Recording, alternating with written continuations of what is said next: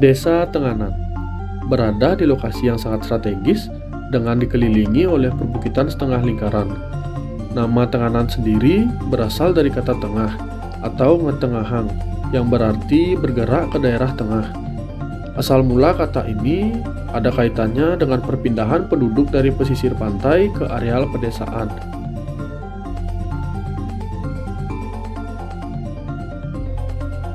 Wilayah desa terletak pada lembah yang diapit oleh dua bukit dan satu bukit di bagian utara. Kedua bukit itu adalah Bukit Kajo dan Bukit Kauh.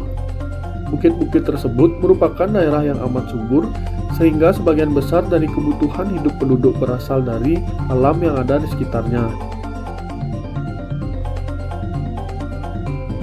Memiliki luas wilayah 917,218 hektare, desa ini dikenal dengan salah satu desa adat masyarakat Baliage yang konservatif dalam menjaga warisan leluhur.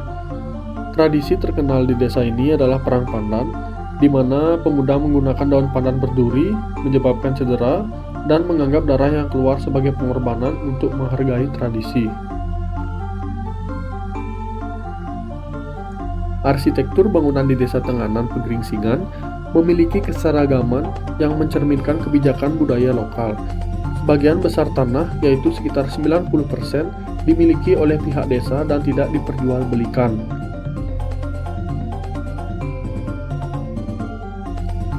Tata ruang dan konstruksi bangunan diatur oleh sistem pelemahan desa yang memiliki ciri khas sendiri dalam penempatan ruang suci dan profan. Dengan demikian, Desa Tenganan Pegeringsingan mencerminkan keterkaitan yang erat antara tradisi, lingkungan, dan struktur sosialnya. Permukiman penduduk Tenganan menganut konsepsi arah utara dan selatan, yakni dengan peletakan gunung di sebelah utara dan laut di sebelah selatan. Pola permukiman penduduk ini membujur dan memanjang dari arah utara ke arah selatan, membentuk banjar-banjar permukiman. Terdapat 3 banjar permukiman yang pendudukannya didasarkan atas kelompok penduduk asli Desa Tenganan yang merupakan masyarakat Wong Peneges bermukim di Banjar Kauh dan Banjar Tengah, dan penduduk pendatang yang karena beberapa alasan diperbolehkan tinggal di Desa Tenganan bermukim di Banjar Pande.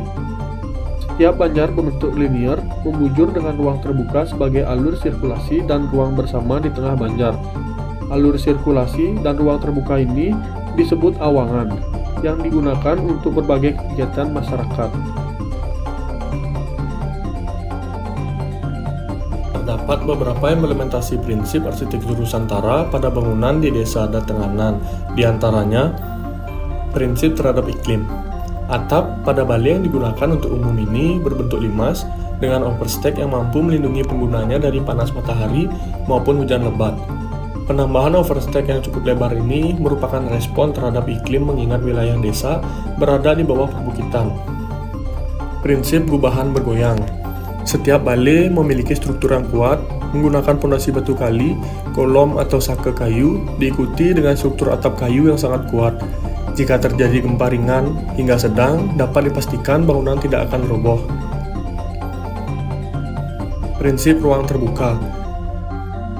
Ruang terbuka yang berada pada bagian luar digunakan sebagai tempat sirkulasi manusia dan berjualan hasil karya warga sekitar berupa kain, ukiran kayu, dan lain-lain.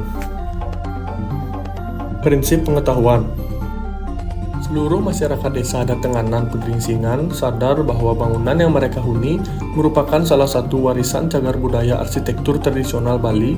Mereka sudah pasti akan mempertahankan pakem-pakem arsitektur tradisional yang diwariskan oleh leluhurnya. Beberapa ciri dari keseluruhan bangunan yang ada pada Desa Adat Tenganan Pegeringsingan adalah atap. Struktur atap kayu dengan bentuk limas menonjolkan desain yang khas, di mana 5 sisi segitiga meruncing menuju satu titik puncak.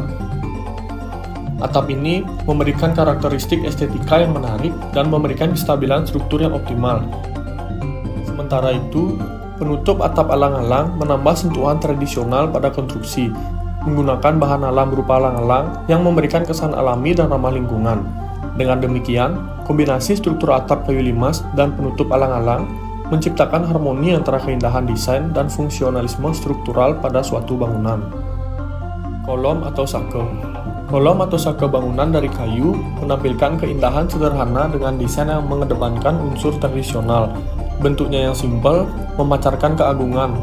Dengan demikian, kolom kayu tersebut tidak hanya berperan sebagai elemen struktur pendukung bangunan, tetapi juga menjadi bagian yang memperkaya nilai estetika dengan kelembutan bentuk dan keunikannya tersendiri. Dinding.